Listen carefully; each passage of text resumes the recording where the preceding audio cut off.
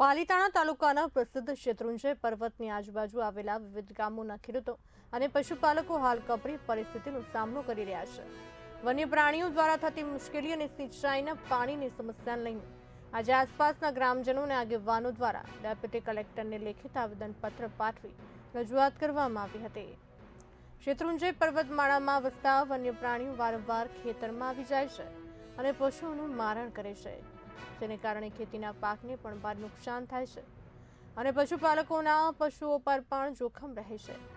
ગ્રામજનોની માંગ છે કે આ વન્ય પ્રાણીઓને અન્ય ઊંડા જંગલ વિસ્તારમાં ખસેડવામાં આવે તેમજ પંથકમાં પાણીની તંગી દૂર કરવા માટે સૌની યોજના અંતર્ગત ગામના નાના તળાવો ભરવાની માંગણી કરવામાં આવી છે, જેથી ખેતી અને પશુપાલન માટે પૂરતું પાણી પણ મળી રહે।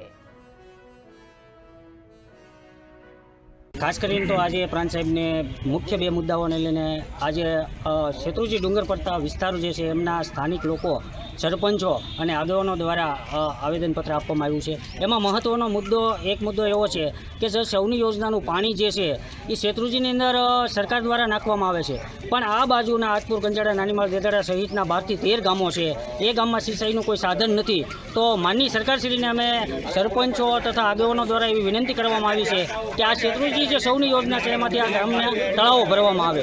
અને ખાસ કરીને તો બીજો મુદ્દો છે એ બહુ અગત્યનો છે કે સંપૂર્ણ વિશ્વની અંદર અને ભારતની અંદર જેનું તીર્થભૂમિ એવું યાત્રાધામ આ ગિરિરાજ ડુંગર હોય, શેત્રુંજય પર્વત હોય, અને આ પર્વતમાં અત્યારે હાલની સ્થિતિએ મારા ખ્યાલથી 30 થી 35 જેટલા નાના મોટા સિંહોનો વસવાટ છે અને આના કારણે સતત જે યાત્રિકો છે એમના જીવનું જોખમ છે।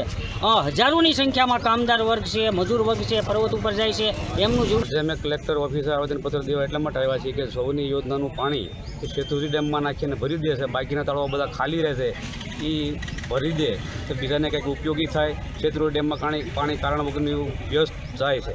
ત્યાર પછી બીજો મુદ્દો અમારો એક એવો છે કે જે આ શેત્રુંજય ડુંગર છે એની ફરતા જે નાના નાના ગામડા છે, દાખલા તરીકે કંજરડા, દેદરડા, ઝાળિયા, માનાજી, આથસણી, મોટા ઝાળિયા, હસ્તગીરી, ગણધોળ, રોંયશાળા, ડુંગરપુર, જીવાપુર, આ બધા ગામડાને કેટલાય વર્ષોથી ટૂંકમાં ફોરેસ્ટનો કોઈ હક કિસ્સો નથી। જે કાંઈ જે સર્વે જમીન ડુંગરી અમારા સર્વે નંબર સાથે માલિકીના છે, છતાં પણ આ ફોરેસ્ટવાળાના જંગલી પ્રાણીઓને છોડે છે, એ લાયક નથી। અમે અમારા પાલતુ પ્રાણી રાખવા માગીએ છીએ, રાષ્ટ્રીય પ્રાણીને માનીએ છીએ ખરા, પણ રાષ્ટ્રીય પ્રાણીની અમારે જરૂર છે નહીં, અમારે પાલતુ પ્રાણીની જરૂર છે। આ અમારો જીવન નિર્વાહ છે। એટલે સરકારશ્રીને આજે આ મીડિયાના માધ્યમથી અમે પ્રાંત સાહેબને આવેદનપત્ર દેવા આપશે કે આ મીડિયાના માધ્યમથી પ્રાંત સાહેબ આપ અમારું ક્યાંક રજૂઆતને યોગ્ય